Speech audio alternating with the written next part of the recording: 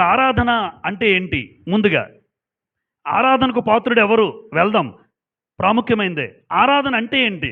చాలామంది ఆరాధన అంటే ఏమనుకుంటున్నారంటే, చర్చికి వెళ్ళాను, పాటలు పాడేశారా? ఆ, పాటలు పాడేశాం. వాక్యం వింటాము, ప్రార్థన చేసుకుంటాం, కానుకలు వేస్తామా, దాటి వెళ్ళిపోయామా. ఇది ఆరాధన కాదు. ఇది ఆరాధన కాదు. పాటలు పాడడం, వాక్యం వినడం, ప్రార్థన, కానుకలు, ఇది ఆరాధనలో ఒక భాగం. ఇది ఆరాధనలో ఒక భాగం మాత్రమే మనం చేసింది. అంతేగాని నేను బాగా పాటలు పాడాను, నేను బాగా ప్రార్థన చేశాను, నేను బాగా వాక్యం విన్నాను, నేను అందరికన్నా ఎక్కువ కానుకేశాను, వెళ్ళిపోయాను, ఇది ఆరాధన కాదు. ఇది ఆరాధనలో భాగం మాత్రమే. ఏది ఆరాధన అంటే దేవుని యందు సంపూర్ణమైన భక్తిని, విధేయతను మరియు మన జీవితాన్ని దేవునికి సమర్పించుకోవడం ఆరాధన. దేవుని యందు ఏముండాలి? సంపూర్ణంగా.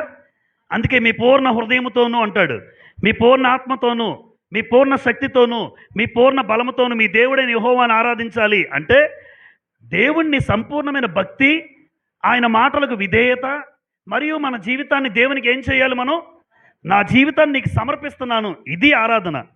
అంతేగాని అందరూ పాటలు పాడుతారు, అందరూ వాక్యం వింటాం, అందరూ ప్రార్థన చేస్తారు, కానుకలు అందరూ వేస్తారు, కానీ ఇది మాత్రమే ఆరాధన అనుకుంటే పొరపాటు.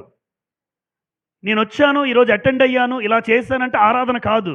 నిజంగా దేవుని పట్ల భక్తి, దేవుని పట్ల విధేయత, మరి ముఖ్యంగా మన జీవితాన్ని దేవునికి సమర్పించుకోవడం, ఇది ఆరాధన. ఇది ఆరాధన. అయితే ఈ ఆరాధన ఎవరికి చెయ్యాలి? ఈ ఆరాధన ఎవరు కోరుకున్నారు? ఎవరికి చెయ్యాలి? ఎవరు కోరుకున్నారు? ఆరాధించేదము, మీరు పాడారు, నేను అన్నీ వింటున్నాను. ప్రభువైన యేసుక్రీస్తుకు తండ్రి అయిన దేవుడు అని రెండో చరణంలో వస్తుంది. ఆరాధన కోరుకున్నవాడు ఎవరు? తండ్రి. అందుకే ఆరాధన ఎవరికి చెయ్యాలి? దేవుణ్ణి ఆరాధించాలి. పాత నిబంధన కాలంలో ఒక మాట మీరు చదువుదాం. నిర్గమకాండము 2వ అధ్యాయం 20వ అధ్యాయం. అందరూ జాగ్రత్తగా విందాం, ఎందుకంటే ఈ పాఠం ఎంతో అవసరము మన జీవితాల్లో. భవిష్యత్తులో మీరెవరు మారిపోకుండా, యవ్వన తరం మారిపోకుండా ఏది వాస్తవమో గమనించాలని కోరుతూ ఉన్నాను. నిర్గమకాండం 20వ అధ్యాయం మొదటి 4 వచనాలు చదువుతాను, జాగ్రత్తగా చూడండి.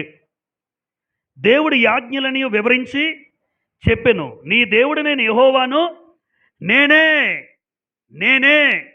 ఆ నేనే అన్న మాటకు అర్థం పెడితే ఎందుకు ఇంత గట్టిగా మాట్లాడేది తెలుసా? నేనే అంటే ఇంకెవరు లేరురా బాబు అని చెప్పడం. నా తర్వాత కూడా ఎవరైనా వస్తారు, యేసుప్రభు వస్తారు. నీ దేవుడైన యెహోవాను నేనే, నేను తప్ప. తర్వాత నేనే దాసుల గృహమైన ఐగుప్తు దేశంలో నిన్ను వెలుపలికి రప్పించుతున్నాయి. 3, నేను తప్ప వేరొక దేవుడు నీకు ఉండకూడదు. అంటే అమ్మ, ఈ దేవుడు ఎప్పుడు ఒకడైనా మారిపోతుంటాడా? పాత నిబంధనలు ఒక దేవుడు, కొత్త నిబంధనలు ఒక దేవుడా? ఆ రోజు పితరుల కాలంలో ఏ దేవుడు ఉన్నాడో, ధర్మశాస్త్ర కాలంలో ఇశ్రాయేలుకి ఏ దేవుడు ఉన్నారో, ఈరోజు మనకు కూడా ఆ దేవుడే. మరి అలాంటప్పుడు నేనే అంటే నువ్వు క్రీస్తుని ఆరాధిస్తావేంటి? క్రీస్తు ఎప్పుడు వచ్చారు? క్రీస్తు పాతమ్మ పితరుల కాలంలో క్రీస్తు ప్రభు ఉన్నారా? ఎవరైనా చెప్పండి పోనా. పితరుల కాలంలో భూమి మీద క్రీస్తు ప్రభు ఉన్నారా? లేరు. ధర్మశాస్త్ర కాలంలో ఇశ్రాయేల్ కాలంలో క్రీస్తు ప్రభు ఉన్నారా? లేరు. మరి వాళ్ళు ఎవరిని ఆరాధించారు? దేవుణ్ణి ఆరాధించారు, తండ్రి అయిన దేవుణ్ణి ఆరాధించారు. మరి ఈరోజు మనం తర్వాత యేసుప్రభు ఈ లోకానికి ఎందుకు వచ్చాడో మీకు చెప్తాను. ఈరోజు ఆయన ఎందుకు వచ్చాడు, ఆయన పని ఏంటి, ఆయన ఎందుకోసం ఈ లోకానికి పంపబడ్డాడు. కానీ ఈరోజు మనుషులు ఎందుకు అపార్థం చేసుకున్నారు? తర్వాత నేను తప్ప వేరొక దేవుడు నీకు ఉండకూడదు. 4, పైన ఆకాశం అందే గాని, క్రింది భూమి అందే గాని, భూమి కింద నీళ్ళ అందే గాని ఉండు దేని రూపమునైనను విగ్రహమునైనను నీవు చేసుకొనకూడదు.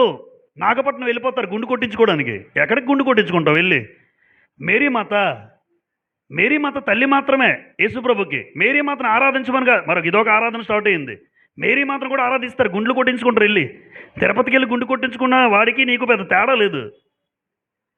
వాళ్ళు గుండు కొట్టించుకుంటారు, నువ్వు గుండు కొట్టించుకుంటున్నావు గడ్డలు పెంచేసి, భార్య ప్రెగ్నెంట్ అయితే. ఇదేంటి ఆచారాలు, సాంప్రదాయాలు లోకంలో వాళ్ళకు ఉన్నాయి, మనకు కాదు. గుణదల విజయవాడ ముందు వెళ్ళిపోతారు ఈ ప్రాంతానికి. ఎందుకు బాబు మీసాలు తీయించుకుంటావా? గుండెలు కొట్టించుకుంటారా? నీకు అన్యుడికి పెద్ద తేడా ఏముంది? నీకు అన్యులకి పెద్ద తేడా ఏముంది? మేరీ మాత దేవుడు కాదు. మేరీ మాత దేవుడు కాదు. మేరీ మాతను దేవుడు ఆరాధించమని చెప్పలేదు.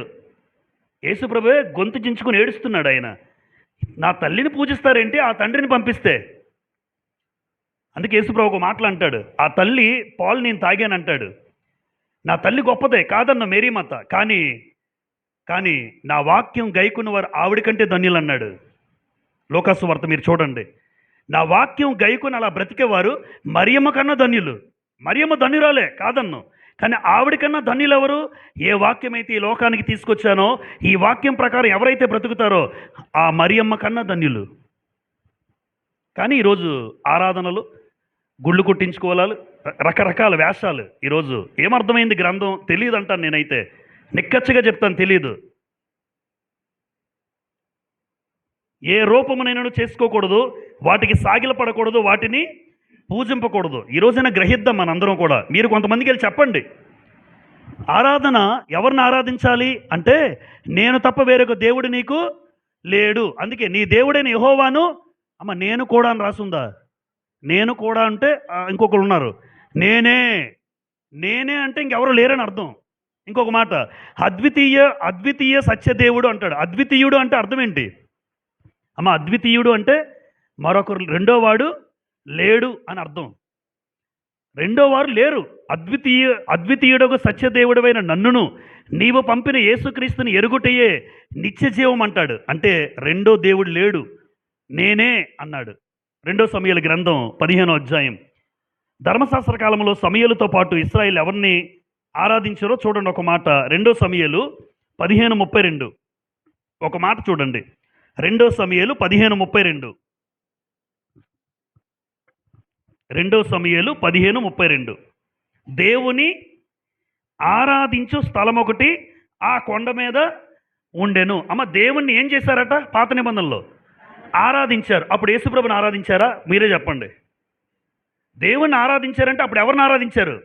అసలు ప్రభువే లేడే అప్పుడు భూమి మీద. ఇది ఎంత వాస్తవం మీరు గ్రహించండి. దేవుణ్ణి ఆరాధించే స్థలం ఒకటి కొండ మీద ఉండెను అంటే దేవుణ్ణి ఇశ్రాయేలు ఆరాధించారా లేదా? మరి ఇశ్రాయేలు ఆరాధించిన దేవుడు ఎవరు? యెహోవా. తండ్రి అయిన దేవుడు ఎవరు? యెహోవా. మరి ఆ రోజు ఇశ్రాయేలు ఆరాధించిన దేవుడు ఈరోజు దేవుడు మారిపోయాడా? ఈరోజు దేవుడు మారిపోయాడా? దేవుడు ఒక్కడే కదా. ఏ కాలమైనా, ఏ యుగమైనా, ఏ సమయమైనా దేవుడు ఒక్కడే. పితరుల కాలంలో నోవాహు ఏ దేవుడిని పూజించాడో, ఇశ్రాయేల్ కాలంలో మోసే ఏ దేవుడిని పూజించాడో ఈరోజు అదే దేవుడిని మనం ఆరాధించాలి. అవునా కాదా? ఆ రోజు వాళ్ళు చేసిన దేవుడు తండ్రి, ఈరోజు యేసుప్రభుని మనం ఆరాధిస్తామా? అలాగైతే అప్పుడు కూడా ఆయనే ఉండాలి. ప్రభువుని ఎవరైతే ఆరాధిస్తున్నారో, ఈరోజు ఎవరైతే అంటున్నారో యేసుప్రభుని ఆరాధించాను ఎవరైతే అంటున్నారో ఆ రోజు కూడా ఆయనే ఉండాలి కదా. అసలు ఆ రోజు అప్పటికి భూమి మీద లేడు ఆయన. మీరు ఎవరినైనా అడగండి కావాలంటే. భూమి మీద యేసుప్రభు లేడు ఆ కాలంలో. మరి ఆ కాలంలో ఒకవేళ యేసుప్రభు భూమి మీద ఉన్నా ఆయన ఆరాధించరు. దేవుణ్ణి ఆరాధించే స్థలం కొండ మీద ఉంది అంటే ఆరాధన దేవుడికి మాత్రమే, దేవుణ్ణి మాత్రమే ఆరాధించాలి. 2, తండ్రి అయిన దేవుడు ఆరాధనను కోరుకున్నాడు. యోహాను సువార్త 4వ అధ్యాయం. యోహాను సువార్త 4వ అధ్యాయం. యోహాను సువార్త 4వ అధ్యాయం 23 చూస్తారా? 23. అయితే యథార్థముగా ఆరాధించువారు ఆత్మతోనూ సత్యముతోనూ తండ్రిని ఆరాధించు కాలం వచ్చుచున్నది. అమ్మ ఎవరిని? కొడుకునా? అమ్మ కొడుకునని రాస్తుందా? తండ్రిని ఆరాధించే కాలం వచ్చుచున్నది. తండ్రిని ఆరాధించే కాలం వచ్చుచున్నది అంటే ఆరాధించేది ఎవరికి? తండ్రి. తర్వాత తన్ను ఆరాధించువారు అట్టివారే కావాలనని తండ్రి కోరుచున్నాడు. నన్ను ఎవరైతే ఆరాధిస్తారో అని తండ్రి ఆరాధన కోరుకుంది ఎవరు? కొడుకు కాదు, యేసుప్రభు కాదు. యేసుప్రభు కూడా ఈరోజు ఎవరైతే ఆరాధిస్తున్నారో వారిని బట్టి యేసుప్రభు ఏడుస్తాడు. ఈరోజు చెప్తున్నాను, ఈరోజు ఎవరైతే యేసుప్రభుని ఆరాధిస్తున్నారో ఆయన కూడా నన్ను ఆరాధిస్తారేంటయ్యా? ఆరాధన కోరుకుంది మా నాన్న, ఆరాధన కోరుకుంది మా తండ్రి. అసలు ఆయన పంపిస్తే నేను భూమి మీదకి వచ్చాను. మా నాన్న లేకపోతే నేను లేను. పోనీ మీరు ఎవరైనా ఉన్నారేంటి మీ నాన్న లేకపోతే? చెప్పండి. ఎవరో చెప్పరు, అలాగా చెప్పలేరు. మా నాన్న లేకపోయినా నేను ఉన్నాను అని ఎవరైనా చెప్పండి. పిచ్చోళ్ళు అనుకుంటారు, పిచ్చోడు అవుతాడు. మీ నాన్న లేకుండా నువ్వెలా వచ్చావు భూమి మీదకి? అలాంటి తండ్రి ఆరాధన కోరుతున్నాడు. ఆరాధన కోరుకునేవాడు తండ్రి. ఈ మాట స్వయంగా చెప్తుంది ఎవరు? యేసుప్రభు చెప్తున్నాడు. ఆరాధన కోరుకుంది తండ్రి, మా నాన్న. మీరు నాకు చేస్తారేంటి? తర్వాత 23, 24 దేవుడు ఆత్మ గనుక ఆయన్ని ఆరాధించువారు ఆత్మతోనూ సత్యముతోనూ ఆరాధించవలెను. ఆయన ఆత్మ, దేవుడు అన్నాడు. యేసుప్రభు చెప్తున్నాడు దేవుడు. అలాంటప్పుడు దేవుడు ఎందుకు అనాలి? నేనే అనాలి అక్కడ. నేనే ఆత్మను కనుక మీరు నన్ను ఆరాధించాలని. దేవుడు ఆత్మ కనుక అలాంటి తండ్రి అయిన దేవుడు ఆయన ఆరాధన కోరుకున్నాడు.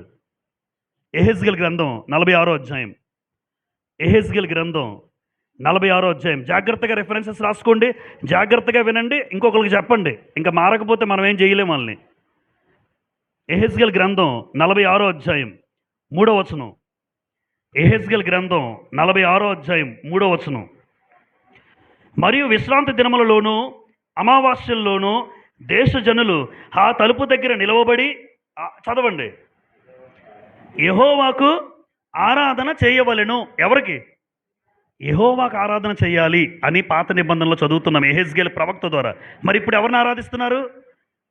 క్రీస్తుని ఆరాధిస్తున్నాం అంటున్నాము. అంటే దేవుడు మారిపోయాడు. భలే ఉందే, దేవుడు మారిపోయాడు. పాత నిబంధనలో ఒక దేవుడు, కొత్త నిబంధనలో ఒక దేవుడు. ఏమర్థమైంది క్రైస్తవులకి ఈరోజు?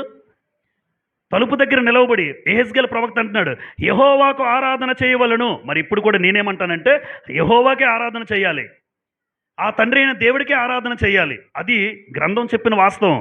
నువ్వు అంగీకరించినా అంగీకరించకపోయినా నీ ఇష్టం, అది నీ ఇష్టం, నీ సొంత ఇష్టం అది. అందుకే మనుషులు కల్పించే పద్ధతులు ఏమన్నాడు? మత్తయి సువార్త 15వ అధ్యాయంలో ఉంటుంది.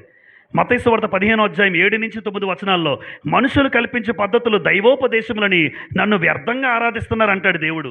యేసుప్రభు అంటాడు వ్యర్థంగా ఆరాధిస్తున్నారు దేవుడిని మీరు. మనుషులు కల్పించేశారు. మీరు మనస్ఫూర్తిగా ఆలోచించండి. ఆ రోజు ఒక దేవుడు, ఈ రోజు ఒక దేవుడా? అంటే దేవుడు తన పాత్రలు మార్చుకుంటాడా?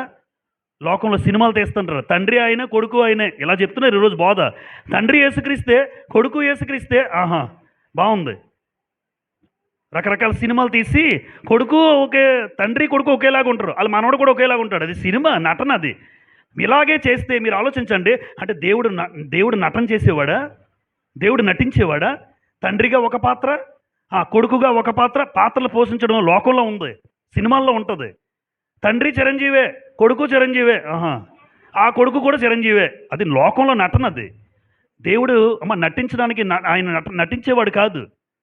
ఆయన నటించేవాడు కాదు. తండ్రిగా యేసుప్రభు, కుమారుడిగా యేసుప్రభు నటించేవాడు కాదు. అదొక ఆయన సృష్టించిన సృష్టికర్త. ఆయన లోకానికి పంపించాడు యేసుప్రభుని, అంతే తప్ప క్యారెక్టర్లు మార్చుకొని ఆ కాలంలో ఒక దేవుడు, ఈ కాలంలో ఒక దేవుడు అని చెప్పేవాడు కాదు మన గ్రంథం. మనుషులకు అర్థం కాక దేవుణ్ణే మార్చేశారు. ఈరోజు ఎవరండి మీ ఆరాధన పాత్రుడు? అడగండి. యేసుప్రభు అండి. మరి పాత నిబంధనలు ఇశ్రాయేలు చేసింది ఎవరిని? యేసుప్రభునా? కాదే, యెహోవా దేవుని. చదవండి 46:3. తలుపు దగ్గర నిలవబడి యెహోవాకు ఆరాధన చేయవలను. యేసుప్రభుకు ఆరాధన చేయాలని రాయాలి కదా మీ లెక్క ప్రకారం. చాలామంది ఎవరైతే ఉన్నారో యేసుప్రభుకు ఆరాధన చేయాలని రాయాలి కదా, రాయరు. ఎందుకంటే అది వాస్తవం కాదు కాబట్టి. ఆ రోజు ఏ దేవుణ్ణి అయితే పూజించారో, ఆ రోజు యెహోవా దేవుణ్ణి అయితే ఆరాధించారో, ఈరోజు కూడా అదే యెహోవా దేవుడు తండ్రిగా మనకు కనబడుతున్నాడు కొత్త నిబంధనలో. ఆ తండ్రిని యెహోవాను మాత్రమే ఆరాధించాలి. ఇది దేవుడు కోరుకున్నది. కాలాలు, సమయాలు ఎవరి స్వాధీనంలో ఉన్నాయమ్మా? అపోస్తలుల కార్యములు 1వ అధ్యాయం. అపోస్తలుల కార్యములు 1వ అధ్యాయం 7వ వచనం. అపోస్తలుల కార్యములు 1వ అధ్యాయం. యేసుప్రభు చనిపోయి 40 రోజులయ్యింది. ఈ యొక్క సందర్భం రాసే సమయానికి ప్రభువు చనిపోయి ఎన్ని రోజులయ్యింది? సుమారుగా 40 రోజులయ్యింది. అప్పుడు ప్రభువు లేడు భూమి మీద. ప్రభువు లేనప్పుడు ఆత్మస్వరూపిగా ఆ పరిశుద్ధాత్మ దర్శనములో ప్రభువు కనబడి శిష్యులతో ఏం చెప్తున్నాడో చూడండి. అపోస్తలుల కార్యాలు, అపోస్తలుల కార్యం 1వ అధ్యాయంకి యేసుప్రభు చనిపోయి 40 రోజులయ్యింది. 1వ అధ్యాయం 7వ వచనం. 1:7 కాలములను సమయములను తండ్రి తన స్వాధీనముంచుకొని ఉన్నాడు, వాటిని తెలుసుకొనుట మీ పని కాదు. అంటే ఎవరి స్వాధీనంలో లేవు? యేసుప్రభు స్వాధీనంలో లేవు అమ్మ. యేసుప్రభు స్వాధీనంలో లేవు, ఏమి లేవు. కాలము, సమయము తండ్రి దగ్గర ఉన్నాయి. ఆయన ఎప్పుడు చెప్తే అప్పుడు వస్తాడు. రెండో రాకడ ఎప్పుడు తెలుసా? యేసుప్రభు రెండో రాకడ ప్రభువు కూడా తెలియదు. నా తండ్రి ఎప్పుడు చెప్తే అప్పుడు వచ్చేస్తాడు. ఎందుకు? కాలాలు, సమయాలు ఎవరి స్వాధీనంలో ఉన్నాయని గ్రంథంలో తండ్రి అయిన యెహోవా స్వాధీనంలో ఉన్నాయి. అది ప్రభువు కూడా తెలియదు. అందుకే ప్రభువే చెప్తున్నాడు ఈ మాట శిష్యులతో. అరే బాబు శిష్యులారా, కాలాలు, సమయాలు నాకు తెలియదు, నా స్వాధీనంలో లేవు, మా నాన్న స్వాధీనంలో ఉన్నాయి. మీరు ఆలోచించండి మనసు పెట్టి. మా నాన్న స్వాధీనంలో ఉన్నాయి, నా స్వాధీనంలో లేవు. కాలాలు సమయాలు ఎప్పుడు రావాలో, ఎప్పుడు ఏం జరగాలో అదంతా మా తండ్రి ఆలోచన, మా తండ్రి చిత్తం. ఆయన చెప్తే నేను వస్తాను భూమి మీదకి. 5, సంపూర్ణమైన అధికారం కలిగిన వాడు ఎవరు? దేవుడు. సంపూర్ణమైన అధికారం కలిగిన వాడు ఎవరమ్మా? దేవుడు. మరి యేసుప్రభు ఎవరు? అధికారం పొందుకున్నవాడు. ఇది బాగా గమనించాలి. ఇదైతే మీకు అర్థమైపోద్ది. దేవుడు సంపూర్ణమైన అధికారం కలిగిన వాడు. దేవుడిని ఎవరైనా సృష్టించారమ్మా? లేదు. ఆయన స్వయంభవుడు, తనకు తానుగా ఉన్నవాడు. తనకు తానుగా దేవుడు ఉన్నాడు. మరి యేసుప్రభు ఈ లోకానికి పంపబడ్డాడు.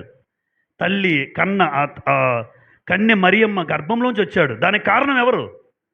ఆ విధంగా కన్య మరియమ్మ గర్భంలో పుట్టాలి, ఆ పుట్టి బయటకు రావాలి, అనేక మంది ప్రజల పాపాల నుంచి కాపాడాలి. ఈ ప్రణాళిక అంతా కూడా దేవుడిది. దేవుడు చెప్తే ఆయన వచ్చాడు. అంటే దేవుడు సంపూర్ణమైన అధికారం కలిగిన వాడు. మరి యేసుప్రభు ఎవరు? తండ్రి దగ్గర నుంచి అధికారాన్ని పొందుకున్నవాడు. అంటే తక్కువ అని అంటలేదు నేను యేసుప్రభుని, మీకు విషయం అర్థం అవ్వాలని చెప్తున్నాను. యేసుప్రభు తక్కువ కాదు. అలాగనే దేవుడి దగ్గర ఆ తండ్రికి ఉన్నటువంటి కొడుకుగా మాట్లాడుతున్నాం అంతే. ఆ దేవుడి దగ్గర అయితే తక్కువే. ఎందుకంటే ఆయన చేత ఇప్పుడు మా నాన్న ఎక్కువ, నేను ఎక్కువ అంటే మా నాన్న లేకపోతే నేనేం చెప్తాను తెలుసమ్మా? నాన్న లేకపోతే నేను లేను, అసలు భూమి మీదకే రాను. దేవుడు లేకపోతే యేసుప్రభు కూడా భూమి మీదకి రారు. దేవుడు లేకపోతే యేసుప్రభు కూడా భూమి మీదకి రారు. ఇది వాస్తవం.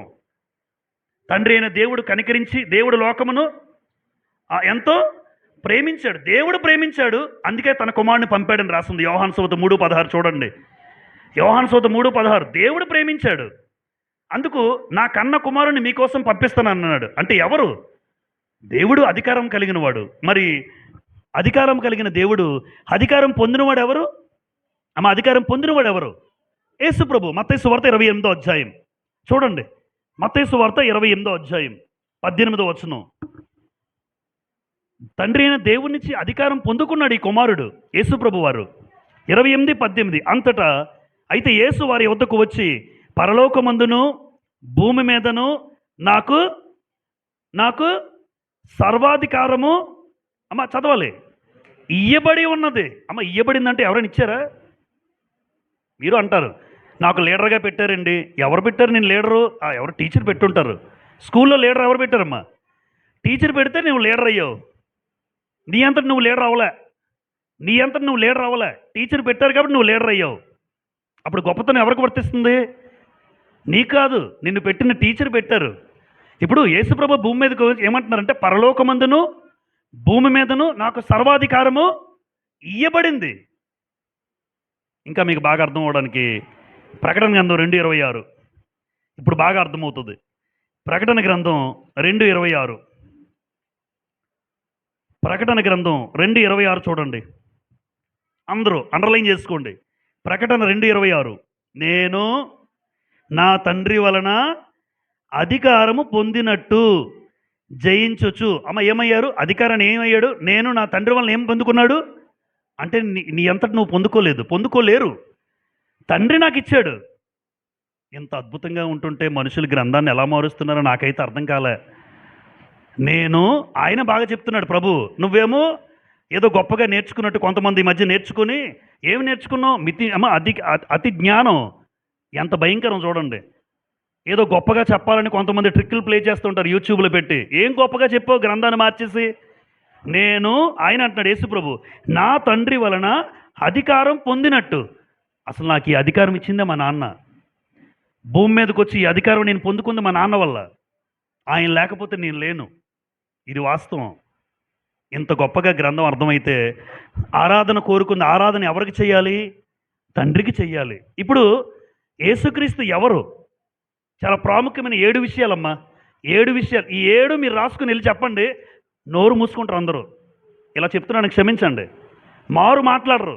ఎందుకు మాట్లాడరు? అన్ని రెఫరెన్సెస్తో పాటు చెప్తాను మీకు. ఇప్పుడు ఈ 7 యేసుక్రీస్తు ఎవరో మీరు వెళ్ళి చెప్పండి. రేపు పొద్దున మీరు అడిగితే నన్ను అడగండి. యేసుప్రభు ఎవరు? పంపబడినవాడు యేసుప్రభు వారు. అపోస్తుల కార్యములు 3వ అధ్యాయం.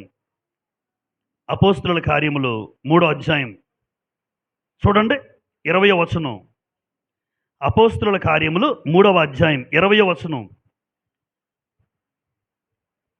మీ కొరకు నియమించిన క్రీస్తు యేసును ఆయన పంపునట్లును మీ పాపములు తుడిచివేయబడి నిమిత్తమును మారు మనసు నొంది తిరుగుడి. అంటే మీ కొరకు నియమించిన క్రీస్తు యేసును ఆయన పంపునట్లు. ఆయన అంటే ఎవరు? దేవుడు పంపాలి. దేవుడు పంపాలి. దేవుడు పంపితే ఆయన ఈ భూమి మీదకి రావడం జరుగుతుంది. దేవుడు పంపకపోతే ఈ భూమి మీదకి ఆయన రాలేడు. అందుకే మనందరి కోసం ఒక ఆయన నియమించబడ్డాడు. ఆయన ప్రభువు. ఆయన నియమించబడ్డాడు. ఆ ప్రభువు తండ్రి చేత పంపబడినవాడు. తండ్రి మన కోసం పంపాడు ఈ భూమి మీదకి. గలతీలకు రాసిన పత్రిక 4వ అధ్యాయం. గలతీలకు రాసిన పత్రిక 4వ అధ్యాయం 4వ వచనం. గలతీ 4:4 చూడండి. అయితే కాలము పరిపూర్ణమైనప్పుడు దేవుడు తన కుమారుని పంపెను. దేవుడు తన కుమారుని పంపెను. అమ్మ, ఇద్దరు ఒకటేనంటారా? వేరువేరా? దేవుడు వేరండి, కుమారుడు వేరు. దేవుడు వేరు, కుమారుడు వేరు. ఆయన అక్కడే ఉన్నాడు. ఆయన మాత్రం ఏ కాలానికి యేసుప్రభు ఈ లోకానికి రావాలో ఆ కాలంలో పంపించాడు. కాబట్టి దేవుడు కాలం పరిపూర్ణమైనప్పుడు దేవుడు తన కుమారుణ్ణి పంపాడు. మనందరికీ తెలుసు చరిత్రలో బబులోను సామ్రాజ్యం, మొట్టమొదటి బబులోను సామ్రాజ్యం, తర్వాత మాదియా పారసీక సామ్రాజ్యం, నెంబర్ 3 గ్రీకు సామ్రాజ్యం, నెంబర్ 4 రోమా సామ్రాజ్యం. రోమా సామ్రాజ్యం కాలంలోనే యేసుప్రభు లోకానికి వచ్చాడు. రోమా సైనికులు యేసుప్రభుని చంపేశారు, సిలువ వేశారు. మన అర్థం అంటే ఈ చరిత్రలో ఈ 4 ఉన్నాయి. కావాలంటే మీరు చరిత్ర చూడొచ్చు. బబులోను సామ్రాజ్యం, మాదియా పారసీక సామ్రాజ్యం, గ్రీకు సామ్రాజ్యం, చివరిలో రోమా సామ్రాజ్యం. ఆ రోమా పౌరుల చేతుల్లోనే యేసుప్రభుకి సిలువ వేశారు. అంటే ఏ సమయానికి ఏ ప్రభు రావాలో అదంతా కూడా ఎవరి చేతిలో ఉంది? దేవుడు. అందుకే కాలము పరిపూర్ణమైనప్పుడు దేవుడు తన కుమారుని ఏం చేశాడు? నాన్న నువ్వు వెళ్ళి, నాన్న నువ్వు వెళ్ళాలి. దేవుడు తన కుమారుని పంపించాడు. అంటే యేసుప్రభు ఎవరు? పంపబడినవాడు. అమ్మ, పంపబడినవాడు ఆరాధనకు పాత్రుడు కాడు. పంపించేవాడు ఆరాధనకు పాత్రుడు. ఆయన పంపబడ్డాడు మాత్రమే. యోహాను సువార్త 13వ అధ్యాయం 16వ వచనం. యోహాను సువార్త 13:16 చూడండి.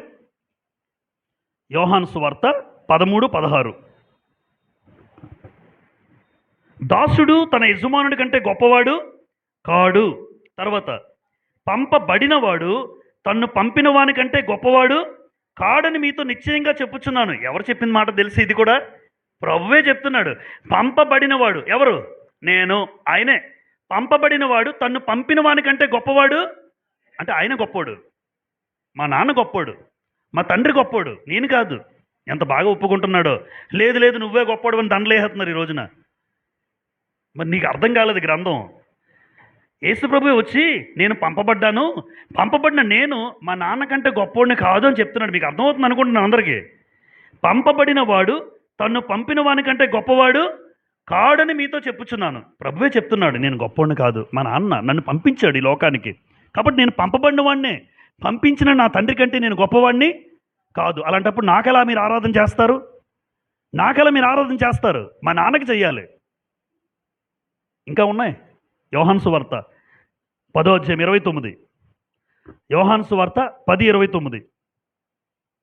యోహాను సువార్త 10:29.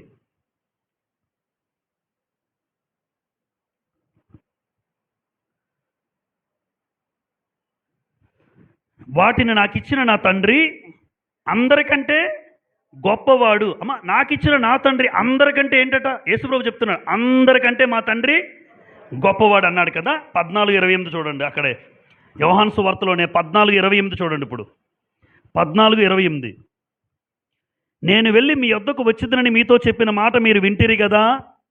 తండ్రి, అండర్లైన్ చేయండి, తండ్రి నాకంటే గొప్పవాడు గనుక మీరు నన్ను ప్రేమించిన ఎడల అన్నాడు. తండ్రి నాకంటే గొప్పోడు, నేను పంపబడ్డాను, మా తండ్రి చేత పంపబడ్డాను. కాబట్టి పంపబడిన నేను మా పంపబడిన ఆయన కంటే నేను గొప్పోడిని కాదు. అలాంటప్పుడు ఆరాధన ఎవరికి చేయాలి? మీరు డిసైడ్ అవ్వండి, మీరే నిర్ణయించండి. ఆరాధన ఈ ప్రభువుకి చేయాలా, ఆరాధన తండ్రికి చేయాలా? పంపబడ్డాను నేను, కాబట్టి ఆయన కన్నా గొప్పోడిని కాదు అంటున్నాడు ఈయన. నెంబర్ 1. నెంబర్ 2, దేవుని చేత నియమించబడ్డాడు. అమ్మ, యేసుప్రభు ఎవరో తెలుసా? ఈ భూమి మీదకి వచ్చిన తర్వాత దేవుడు యేసుప్రభుని ఎలా నియమించాడంటే ప్రభువు. యేసుప్రభు ఎవరు? ప్రభువు. ఎంతమంది విన్నా కొంతమంది మారలేని వాళ్ళు మనం ఏం చేయలేము. గ్రంథాన్ని సూటిగా నువ్వు చూడండి, మారలేని వాళ్ళు మనం ఏం చేయలేము. కొంతమంది చూస్తుంటారు. దేవుడు ఈ లోకాన్ని పంపించి యేసుప్రభు ఎవరో తెలుసా? దేవుడు యేసుప్రభుని క్రీస్తు ప్రభువుగా నియమించాడు. ఆయన ప్రభువు. అందుకే అపోస్తలుల గారు 10:36 ఇక్కడ ఏముంది?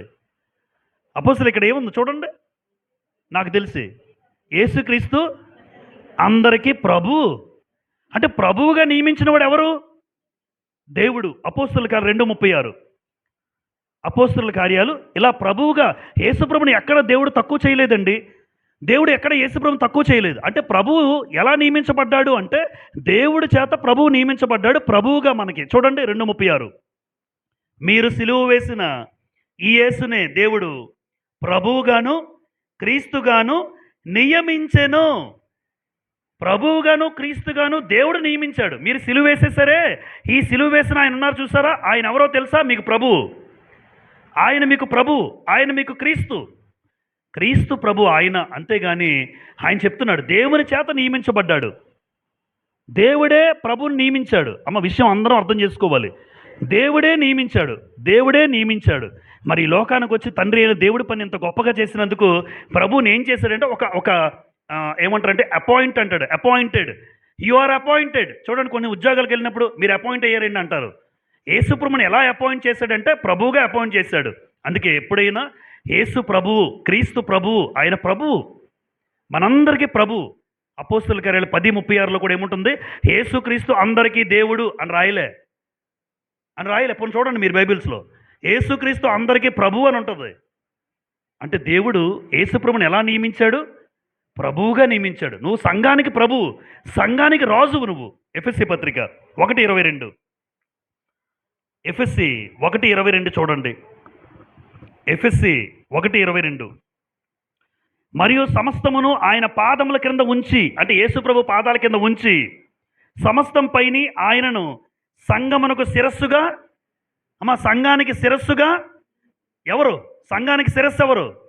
ఇది ఆయన పోర్షన్. యేసుప్రభుకి ఏం చేశారంటే, ఇప్పుడు సంఘం ఉంది, ఈ సంఘానికి శిరస్సు యేసుప్రభు, అందులో సందేహమే లేదు. ఈ సంఘానికి నాయకుడు యేసుప్రభు, ఈ సంఘానికి పెద్ద యేసుప్రభు, ఈ సంఘాన్ని నడిపించే నాయకుడు యేసుప్రభు. అంటే దేవుడు నియమించాడు. యేసుప్రభుని ఎలా నియమించాడు? మీ అందరికీ ప్రభువుగా ఉండాలి. సంఘానికి శిరస్సుగా దేవుడు నియమించాడు. ఎందుకంటే తన ప్రాణం పెట్టాడు. ప్రభు ఈ లోకానికి వచ్చి తన ప్రాణం పెట్టాడు కనుక దేవుడు ఏమనుకున్నాడంటే, నా కోసం, నా పరిచర్య కోసం భూమి మీదకి వెళ్ళి నువ్వు ప్రాణం పెట్టావు కాబట్టి ఇగో సంఘం అంతటికి హెడ్ నువ్వే. ఎక్కడున్న భూమి మీద ఏ సంఘం ఉన్నా ఆ సంఘానికి శిరస్సు యేసు ప్రభువే. ఎక్కడ తక్కువ చేయలేదే, ప్రభుని ఎక్కడ దేవుడు తక్కువ చేయలే. అయితే నేనంటుంది ఏంటంటే, దేవుని చేత నియమించబడ్డాడు, దేవుని చేత పంపబడ్డాడు. అంటే ఆయనకన్నా సుప్రీం ఒక ఆయన ఉన్నారు. కొరింథీ పత్రిక 1 కొరింథీ 3వ అధ్యాయం, 1 కొరింథీ 3వ అధ్యాయం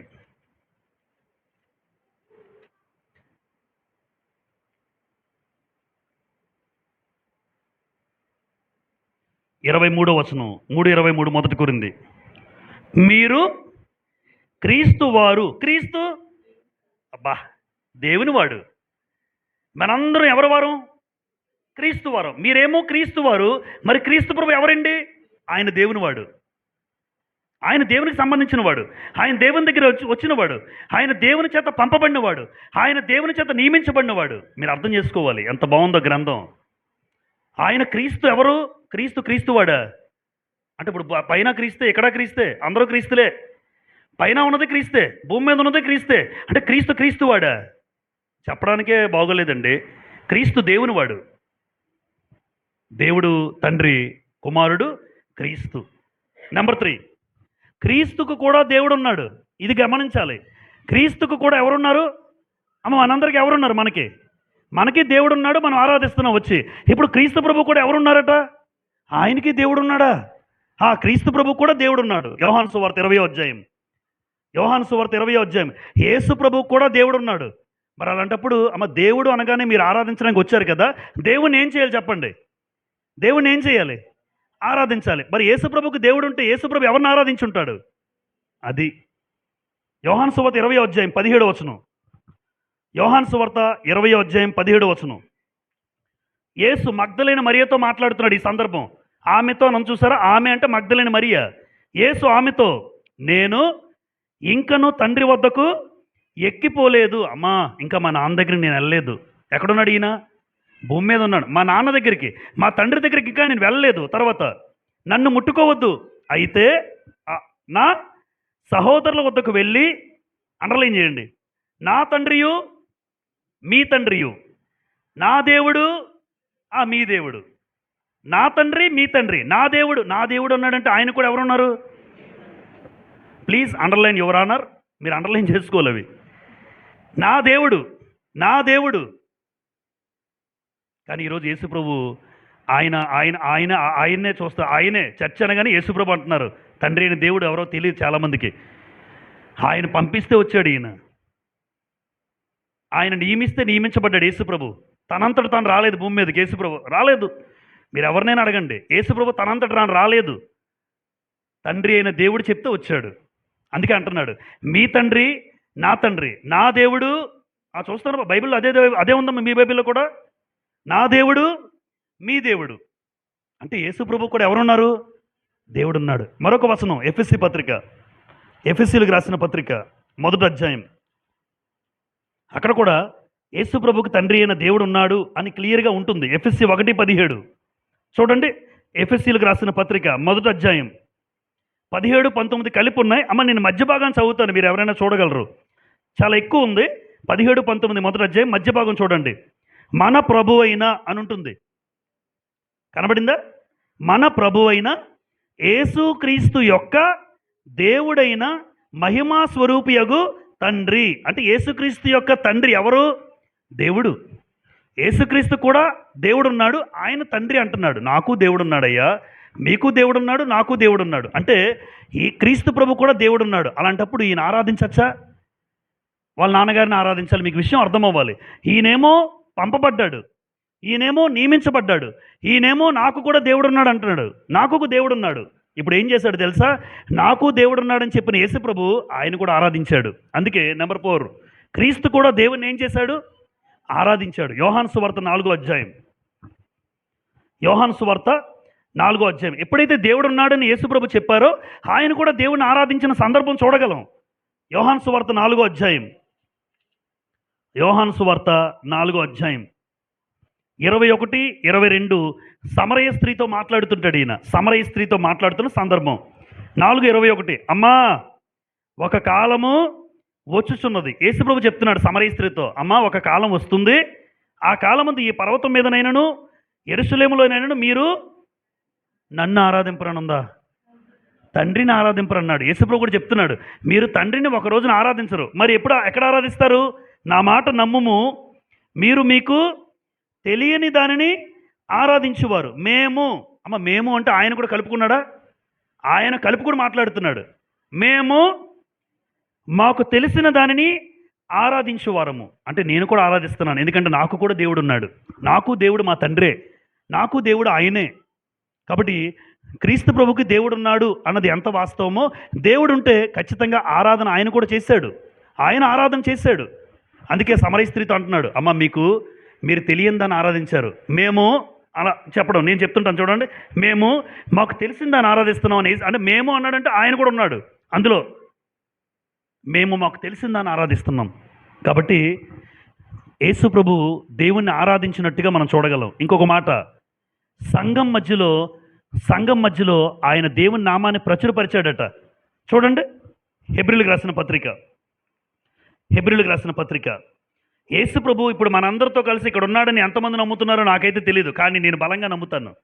యేసు ప్రభు ఆరాధనలో నీతో నాతో కలిసి ఈరోజు ప్రభు తండ్రిని ఆరాధిస్తున్నాడు ఆయన. చూడండి ఈ మాట, హెబ్రీయులకు రాసిన పత్రిక 1వ అధ్యాయం 11, 12. హెబ్రీ 1వ అధ్యాయం 11, 12. పరిశుద్ధపరచబడు వారికిని అందరికీ ఒకటే మూలము. ఈ హేతువు చేతను వారిని సహోదరులని పిలుచుటగా ఆయన సిగ్గుపడక నీ నామమును నా సహోదరులకు ప్రచురపరతును, సమాజం మధ్య నీ కీర్తిని గానము చేతును. అమ్మ, సమాజం అని ఫుట్నోట్లు ఏముంది చూసారా? సమాజం అని ఫుట్నోట్లు ఏముంది? సంఘము మధ్య ఉందా? సమాజం అని చెప్పాడు హెబ్రీ పత్రిక 2వ అధ్యాయం, హెబ్రీ 2వ అధ్యాయం 11-12 వచనాల్లో సమాజము మధ్య నీ కీర్తిని గానము చేతును. మనతో కలిసి పాటలు పాడుతున్నాడు ఆయన, పాడాడు ఇందాక. మనతో కలిసి పాటలు పాడాడు యేసుప్రభు. మనకు కనబడరు ఆత్మ సంబంధం కనుక. మనతో కలిసి పాటలు పాడాడా? కాసేపు అయిన తర్వాత మనతో కలిసి ప్రభువులు తీసుకుంటాడు ఆయన. నిజం. కాసేపు అయిన తర్వాత మనతో పాటు ప్రభువుల్లో చేయేస్తాడు. ఆ వచనం కూడా చూపిస్తాను ఇప్పుడు. మనతో కలిసి పాటలు పాడుతున్నాడు, మనతో కలిసి ప్రభువుల్లో చేయేస్తున్నాడు అంటే ఈరోజు యేసు ప్రభు కూడా మనతో పాటు తండ్రిని ఆరాధిస్తున్నాడు. ఎందుకంటే ఆయన కూడా దేవుడు ఉన్నాడు కనుక, ఆయన మాటలు వ్యక్తమవుతుంది కనుక. ఇదే మాట మీరు చదివి రాసుకోండి. నేను ఇప్పుడు రెఫరెన్స్కి వెళ్ళను. కీర్తన 22:22 కూడా రాసుకోండి.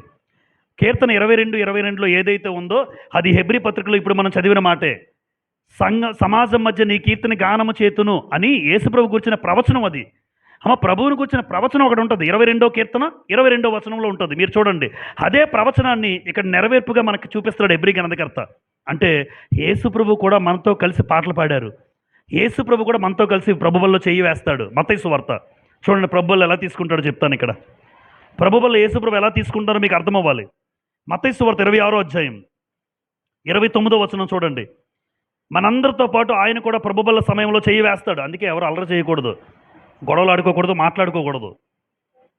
మత్తయి సువార్త 26వ అధ్యాయం 29. నా తండ్రి రాజ్యములో మీతో కూడా నేను ఈ ద్రాక్షరసము కొత్తదిగా త్రాగు దినం వరకు ఇకను దానిని త్రాగనని మీతో చెప్పుచున్నాను. ఒక ఆయన అన్నాడు ఈ వచనం చదివి, అది ఎక్కడ కాదు బ్రదర్, పరలోకంలో ద్రాక్షరసాలు ఉండవు బ్రదర్. అవునా?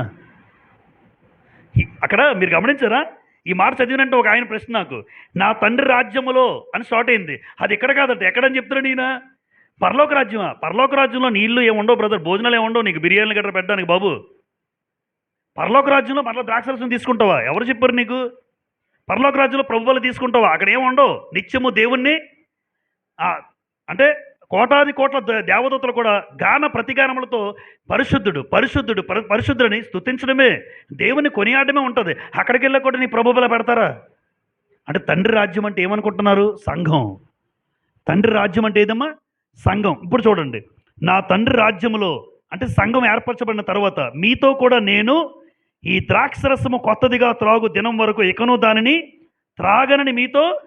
ఎందుకంటే నెక్స్ట్ ప్రభు సిలువ వేస్తారు. సిలువ వేసినప్పుడు ఎలా తాగుతాడు ఆయన? చంపేస్తారు ప్రభువుని. అందుకే అంటున్నాడు సంఘం స్టార్ట్ అవుతుంది. నేను మరణించిన తర్వాత సంఘం ఏర్పాటు అవుతుంది. ఆ సంఘములో నా తండ్రి రాజ్యం అంటే సంఘం. ఆ సంఘం ఏర్పాటు అయినప్పుడు నేను మీతో కూడా ప్రభుబల తీసుకుంటాను, నేను మీతో కూడా ద్రాక్షరసం తీసుకుంటాను. ఇది అర్థం.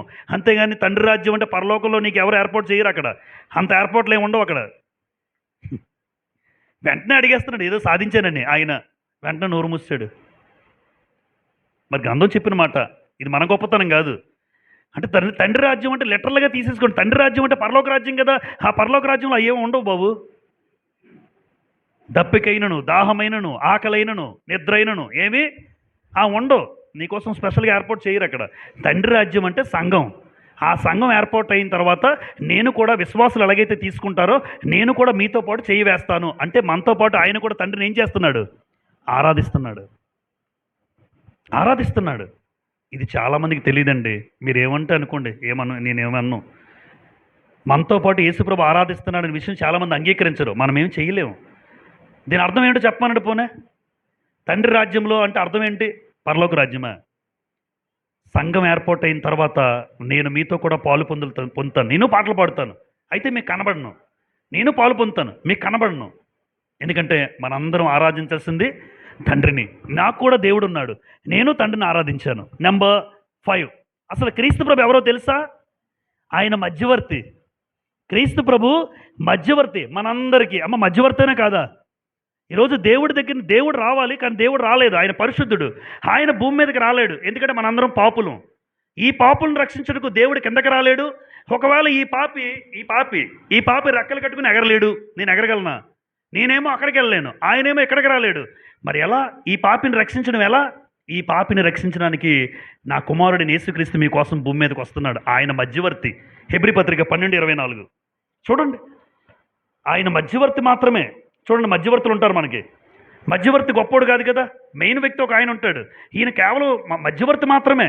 మధ్యవర్తిత్వం చేశాడు మీకు ఇద్దరికి, రాయబారం చేశాడు ఇద్దరికి.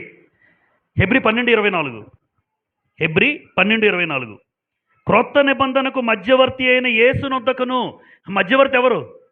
యేసు ప్రభు మధ్యవర్తి అండి. ఇంకొక మాట, తిమోతికి రాసిన మొదటి పత్రిక 1 తిమోతి 2:5 అక్కడ కూడా మధ్యవర్తి ఉంటుంది. 1 తిమోతి 2:5 1 తిమోతి 2:5 దేవుడు ఒక్కడే, దేవునికి నరులకును మధ్యవర్తియు ఒక్కడే. బా, గ్రంథం అంత బాగా అర్థమవుతుందో. ఆయన మధ్యవర్తి. మధ్యవర్తికి ఆరాధన చేస్తారా? మెయిన్ వ్యక్తి ఉన్నాడు, మెయిన్ వ్యక్తిని పక్కన పెట్టి మధ్యవర్తికి ఎవరైనా చేస్తారా? మధ్యవర్తిత్వం చేశాడు అంటే నాకు తండ్రి అయిన దేవునికి మధ్య సమాధానం కలుగు చేశాడు. కరెక్టే, ఒప్పుకుంటాం. ప్రభువు లేకపోతే ఈరోజు మనం లేము, నిజమే. ఆయన ఎవ్వరూ ఎప్పుడు తక్కువ చేయలేము. కానీ ఆయన మధ్యవర్తిత్వం చేశాడు, మధ్యలోకి వచ్చాడు. నీకు నాకు మన పాపాలను తీసేశాడు. క్రీస్తు రక్తంలో కడగబడ్డాం, నా పాపాలు తొలగిపోయాయి. దేవుడికి నాకు ఏం ఏర్పాటు చేశాడు? ఈరోజు ప్రభువు సమాధానం ఏర్పాటు చేశాడు. అంటే క్రీస్తు ప్రభు మధ్యవర్తి మాత్రమే, మధ్యవర్తి. యోహాను సువార్త 14:6 మీ అందరికీ కంటతవాక్యం యవనస్తులకి. యోహాను సువార్త 14:6 యేసు నేనే మార్గము, నేనే సత్యము, నేనే జీవము, నా ద్వారా తప్ప ఎవడును ఎక్కడికి వెళ్ళాడు? నా దగ్గరికి వెళ్ళాడా? తండ్రి దగ్గరికి కదా అన్నాడు. అంటే నేనే మార్గం, నేనే జీవం, నేనే సత్యం, ఎవడైనా నా ద్వారానే ఎక్కడికి వెళ్ళాలి? అంటే మధ్యవర్తి ఎవరు? ఆయన మధ్యవర్తి. ఆయన దగ్గరికి వెళ్తే నా పాపాలు కడుగుతాడు, నువ్వు వెళ్ళొచ్చు అంటాడు. మధ్యవర్తి ఆయనే. క్రీస్తు లేకపోతే ఏదీ జరగదు. అందుకే ఎవడైనా నా ద్వారానే తండ్రి దగ్గరికి వెళ్ళాలి, నా ద్వారానే, నీ ద్వారానే వెళ్ళాలంటే యేసుప్రభు ఎవరు? మధ్యవర్తి. కాబట్టి మధ్యవర్తి ఆరాధనకు పాత్రుడు కారు. ఆయన ద్వారా ఆరాధించాలి, ఆయన ద్వారా దేవుడి దగ్గరికి వెళ్ళాలి. నెంబర్ 6, క్రీస్తు ప్రభు ఎవరు? చదవాలి. ప్రధాన యాజకుడు. అమ్మ, క్రీస్తు ప్రభు ఎవరు? ప్రధాన యాజకుడు. అమ్మ, ఎంతమంది ఇక్కడ అంగీకరిస్తారు క్రీస్తు ప్రభు కొత్త నిబంధన ప్రకారం ప్రధాన యాజకుడు కాదని? ఎవరైనా చెప్పండి చూద్దాం. ఎవరు ఎత్తరు. క్రీస్తు ప్రభు కొత్త నిబంధన ప్రకారం మనందరికీ ప్రధాన యాజకుడు ఎవరు? పాత నిబంధన ప్రధాన యాజకుడు ఎవరైనా చెప్పండి. వెరీ గుడ్, అహరోను గారు. మోసే అన్న పేరేంటి? అంటే పాత నిబంధనలో ప్రధాన యాజకుడు తిరిగిలేదు, అహరోను గారే. మరి అహరోను ఎవరైనా ఆరాధించారా? యెహోవా దేవుని ఆరాధించారా? మీరే చెప్పండి. మరి మీ లెక్క ప్రకారం యేసుప్రభు ఆరాధనకు పాత్రుడైతే యేసుప్రభు ప్రధాన యాజకుడు కదా. ఆ రోజు అహరోను ఆరాధించారా? యెహోవా దేవుని ఆరాధించారా? యెహోవా దేవుని ఆరాధించారు. మరి అహరోను ఏం చేశాడు? మధ్యవర్తిత్వం చేశాడు. అంటే మీరు తెచ్చిన బలులు ఆయన ద్వారా వెళ్ళాయి దేవుని దగ్గరికి. గమనిస్తున్నారా? అహరోను ఉంటాడు, వస్తారు ఇశ్రాయేలు, వచ్చి వాళ్ళ బలులన్నీ అర్పించి ఆయన ద్వారా, అహరోను ద్వారా వెళ్ళాలి. అంటే అహరోను మీడియేటరు. అంతేగాని అహరోను దేవుడు కాడు, అహరోను ఆరాధనకు పాత్రుడు కాడు. ఒకవేళ మీ లెక్క ప్రకారం అహరోను ప్రధాన యాజకుడు అయితే ప్రధాన యాజకుడు ఎప్పుడు ఏమవ్వడు? ఆరాధింపబడడు. గుర్తుంచుకోండి, ప్రధాన యాజకుడు ఆరాధింపబడడు. ఎందుకంటే పాత నిబంధన కాలంలో ప్రధాన యాజకుడు ఎవరు? అహరోను గారు. హెబ్రీలకు రాసిన పత్రిక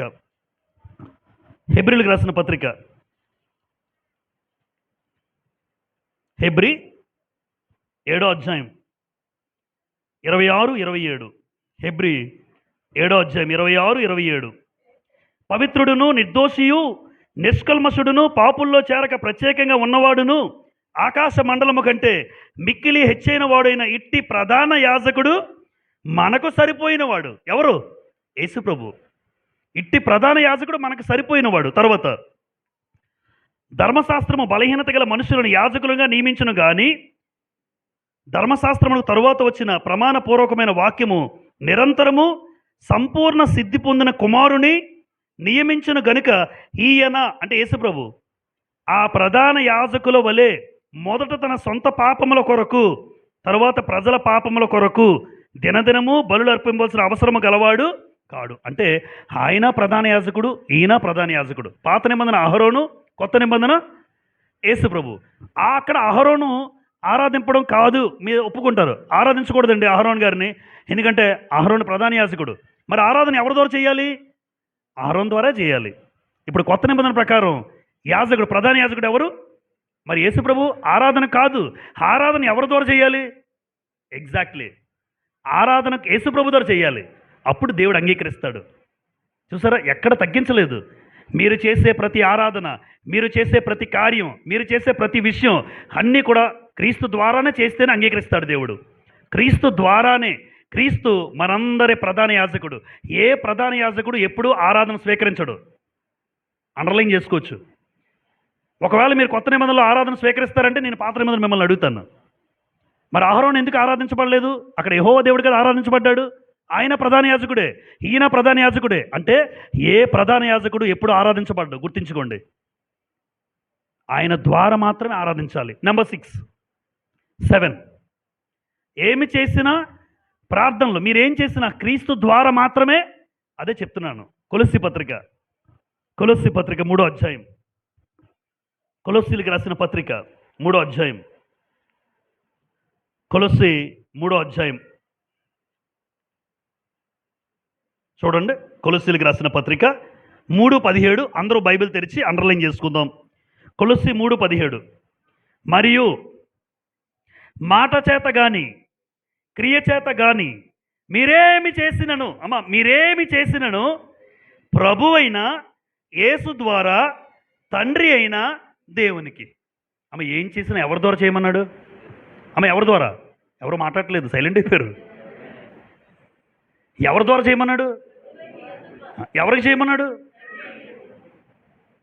మీరేం చేసినా, అది ప్రార్థన అయి ఉండొచ్చు, ఏ కార్యక్రమం అయి ఉండొచ్చు, ఏదైనా మీరేమి చేసినను ప్రభు అయిన యేసు ద్వారా. ఆయనే ప్రధాన యాజకుడు, ఆయనే మన మధ్యవర్తి, ఆయనే పంపబడ్డాడు, ఆయన నియమించబడ్డాడు. ఆయన ద్వారా మీరు చేయండి, లేదంటే మేము స్వీకరించను అంటాడు దేవుడు. అంటే కుమారుని కూడా ఎక్కడ తగ్గించలేదు దేవుడు. మీరేం చేసినా ప్రభు ద్వారా చేయాలి. అందుకే ఏ ప్రార్థన ఎలా చేస్తారు? ఈ ప్రార్థన మా ప్రభు అయిన యేసుక్రీస్తు నామములో అంటారు. మీరు ఏది చేయండి, చివరిలో ఏమంటాం? ఈ ప్రార్థన ప్రభు అయిన క్రీస్తు నామములో. క్రీస్తుకే చేస్తారేంటి? క్రీస్తా ఉత్తరం రాసినప్పుడైనా ఎవరికి రాస్తారో అడ్రస్ ఉంటుంది. తనకు తానే ఉత్తరం రాసుకుంటాడు ఎవరైనా? అలాంటి వాళ్ళు చూసారా? పైన నా పేరుండి కిందన నా పేరే మనోహర్, కిందన కూడా హిట్లు ప్రేమతో మనోహర్. పిచ్చోడ్రా నువ్వు, పిచ్చోడ్నా? ఉత్తరం నీకు నువ్వే రాసుకుంటావా?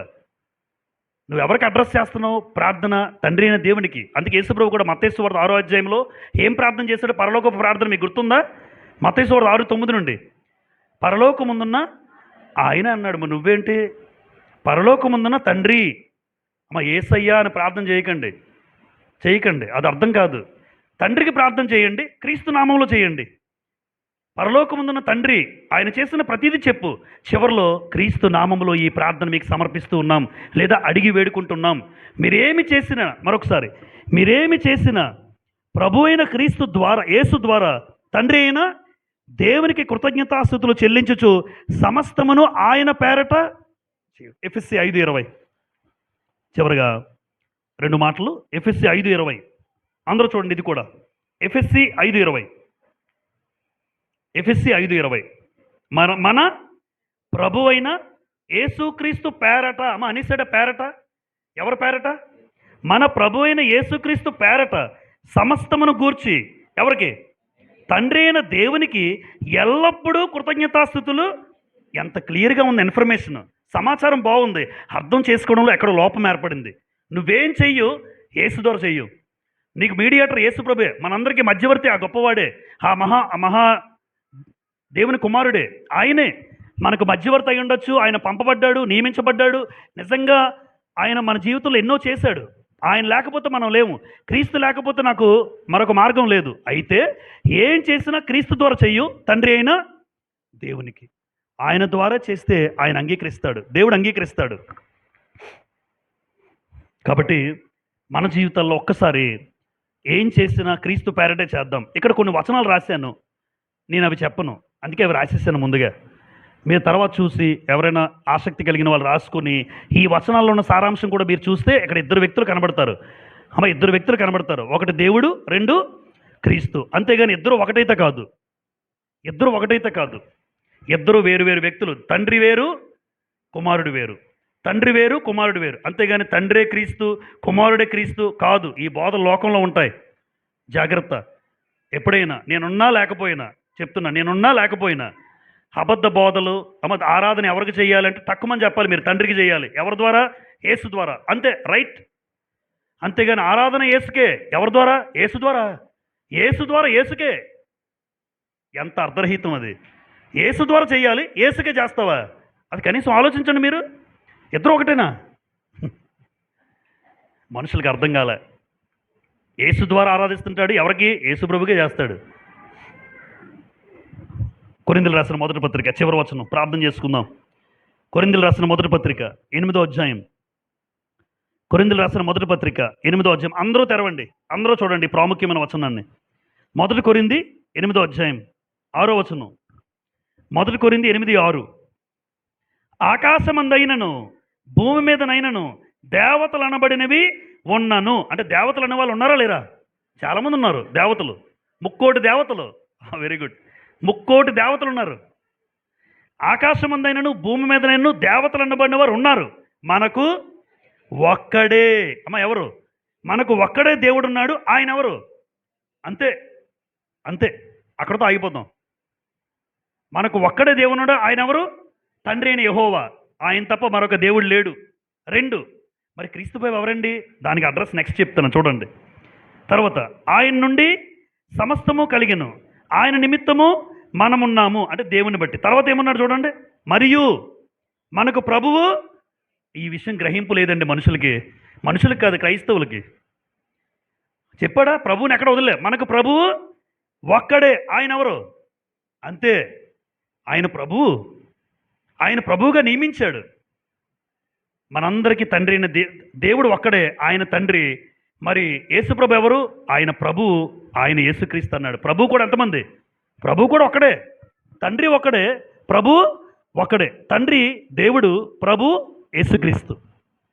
అంతేగాని యేసుక్రీస్తు ఆరాధన కోరుకోలేదు. యేసుప్రభు నన్ను ఆరాధించండి ఆయన కోరుకుని ఎక్కడ రెఫరెన్స్ కూడా చూపించలేరు ఎవరునా. ఎగ్జాక్ట్ రెఫరెన్స్ యేసుప్రభు నన్ను ఆరాధించండి అని ఉండదు. కానీ దేవుడు ఆరాధన కోరుకుంటున్నాడని రెఫరెన్స్ మనం చూపించగలం. తండ్రి అయిన దేవుడు ఆరాధన కోరుకున్నాడు, ఆరాధన యెహోవాకు ఆరాధన చేశాడు అని రెఫరెన్స్ చూపించగలరు. కానీ యేసుప్రభు ఆరాధన కోరుకున్నాడు. ఒక్క రెఫరెన్స్ ఎవరైనా చూపించమని చెప్పండి క్రైస్తవ సంఘాల్లో. ఒక్క రెఫరెన్స్. తండ్రి అయిన దేవుడు ఆరాధన కోరుకున్నాడని చూపించగలను నేను. కానీ ఆరాధన తండ్రికి చేయాలి, క్రీస్తు ద్వారా చేయాలి. క్రీస్తు ప్రభు ఎవరంటే నాకు ప్రభువు. ఆయన లేకపోతే నేను లేను. అయితే నేనేం చేసిన ప్రభువు ద్వారా దేవుడికి చేయాలి, ప్రభువు ద్వారా చేయాలి. ప్రభువు నాకు మీడియేటర్, ప్రభువు నాకు మధ్యవర్తి. ఆయన లేకపోతే ఆయన దగ్గరికి వెళ్ళలేము ఎవరునా. ఆయన విలువ ఆయనదే, ఈయన విలువ ఈయందే. ఎవరి విలువ ఎవరు తగ్గించట్లేదు, మనుషులు తగ్గించినట్టు మాట్లాడతారు. ఆయన విలువ ఆయనదే, తండ్రి విలువ తండ్రిదే, కొడుకు విలువ కొడుకుదే. అయితే ఏం చేసినా కొడుకు ద్వారా వెళ్ళాలి, రూటు కుమారుడు ద్వారా వెళ్ళాలి. కాబట్టి ఆరాధనకు పాత్రుడు ఎవరో, యేసుప్రభు ఏంటో మీకు తెలియజేశాను. ఆరాధన కోరుకుంది ఎవరో మీకు తెలియజేశాను. ఆరాధన, యేసుప్రభుని ఆరాధన చేసేవాళ్ళు ఈ విషయాలు గ్రహించాలని కోరుతున్నాను. ఈ విషయాన్ని మనసు పెట్టి ఆలోచించండి. ఇప్పుడు ఎవరు బయటకు రారు, ఎందుకంటే ఆల్రెడీ సంఘాల్లో కూరుకుపోయి ఉన్నారు చాలామంది. ఇప్పుడు తప్పని చెప్పారనుకోండి, సేవకుడు సంఘాలు ఎత్తియాలి. అందుకే ఎవరు ఎత్తరు, మాకు రాదు అని ఎవరు ఒప్పుకోరు. ఇప్పుడు నేను తప్పు చెప్తున్నాను ఒప్పుకోడు. ఇప్పుడు ఎందుకు ఒప్పుకోడో చెప్తాను, ఎందుకంటే సంఘాలు మూసేయాలి. ఇప్పుడు ఎవరు ఒప్పుకుంటారు? సంఘాన్ని గుడ్డిగా నడిపించేస్తే రేపు పొద్దున్న నరకానికి వెళ్ళిపోతాడు. చెప్పాడు కదా, నిన్ను గూర్చి నీ బోధన గురించి జాగ్రత్త, మరీ కఠినమైన తీర్పు నీకుంది. ఉన్నదున్నట్టుగా చెప్పు, లేకపోతే నోరు మూసుకుని ఉండు. అంతే. నీకు తెలియకపోతే సైలెంట్ అయిపో. తెలియని దాన్ని బోధించేసి 100 మందిని ఎక్కడ నడిపిస్తావు? నరకానిక. ఆ నరకానికి నడిపించే శక్తి నీకు లేదు, ఆ అధికారం నీకు లేదు. సేవకుడిగా నువ్వు బాగుండాలి, 10 మంది బాగుండాలి. అలాంటప్పుడు ఉన్నదున్నట్టు బోధించు. చెప్పాను కదమ్మా, ఆరాధన కోరుకుని తండ్రి గురించి ఉంది. యేసుప్రభు ఆరాధన కోరుకున్నాడని చూపించమనండి ఎవరైనా. చూపించలేరు. కాబట్టి దయచేసి మీరైనా గ్రహించండి, మీరు కొంతమందికి తెలియజేయండి. ఆరాధనకు పాత్రుడు ఏంటండి? సంఘాలు విడిపోవడం ఏంటండి? ఎంత భయంకరం, ఎంత బాధకరం. ఆ రోజు చెల్లి చెప్తుంటే నాకు ఏడుపు వచ్చింది. ఇంట్లోనే నాకు ఏడుపు వచ్చింది. అరే 800 మంది సంఘం, 800 మంది అంటే 200 మంది వస్తున్నారనియా. కారణం ఏంటమ్మా అని అడిగాను. అనియా, యేసుప్రభు ఆరాధనకు పాత్రుడు అని 2 పెద్ద మనుషులు తీసుకెళ్ళిపోయారండి బయటికి. ఆయన పెద్ద ఆయన ఎవరైతే స్టార్ట్ చేశాడో ఆయన ఏడుస్తూ అలా ఉండిపోయాడు. 200 మందితో ఉన్నాడు. డబ్బులు పక్కన పెట్టండి, డబ్బుల గురించి కాదు. ఎక్కడ ఏం సాధిస్తారు గ్రంథం నుంచి? ఏది చెప్పాలో అది చెప్పకపోతే ఏది ప్రకటించాలో చాలామంది నేర్చుకుంటారు. నేను నిజంగా ఆ పాలకొండలో క్రీస్తు సంఘం, ఆ సంఘం వేరే పేరు పెట్టుకున్న డినామినేషన్ ఆయన నిజంగా చేతులెట్టి మొక్కుతాను ఆయనకి. ఎందుకంటే గ్రంథం యూట్యూబ్లో చూశాడట, ఒప్పుకున్నాడు. బ్రదర్ నేను చేసిన తప్పు అంటున్నాడు. ఎవరు ఒప్పుకుంటారు మీ రోజు? నడిపించేస్తున్నారు తప్ప ఏది రైటో ఏది ఒప్పో అంత గ్రహింపు ఉండదు, ఒప్పుకోరు. ఎక్కడ పాలకొండ, ఎక్కడ శ్రీకాకుళం. ఆయన ఒప్పుకొని నిజంగా చేతులు పెట్టి ఆయన మాట్లాడుతుంటే చాలా ఆనందం వేసింది. గొప్పతనం నాది కాదు, సత్యాన్ని మీరు ఒప్పుకున్నారని ఆ రోజు నేను యూట్యూబ్లో మీకు పెట్టాను స్క్రీన్ షాట్. బ్రదర్ నా గొప్పతనం కాదు, నాకు తెలిసింది మీరు చెప్పాను, మీరు అంగీకరించే మనసు మీకు ఉన్నందుకు దేవుడికి కృతజ్ఞతలు అన్నాను. ఎందుకంటే అంగీకరించే మనసు ఉండాలి, అది ఉండదు ఈరోజు మనుషులకి. అందుకే సంఘాలు నడిపించేస్తున్నారు. ఆరాధన ఎవరికి చేయాలో ఖచ్చితంగా తెలుసుకోవాలి, ఎవరి ద్వారా చేయాలో తెలుసుకోవాలి, ఎవరెవరి పాత్ర ఏంటో తెలియాలి. తండ్రి ఎక్కడ, కుమారుడు ఏంటి, ఎవరి ద్వారా చేయాలి అన్న అవగాహన, ఆలోచన క్రైస్తవులకు కనీసం ఉండాలన్న ఆలోచన. అందరికీ హృదయపూర్వక వందనాలు చెల్లిస్తూ ఈ మాటలు ముగిస్తూ ఉన్నాను.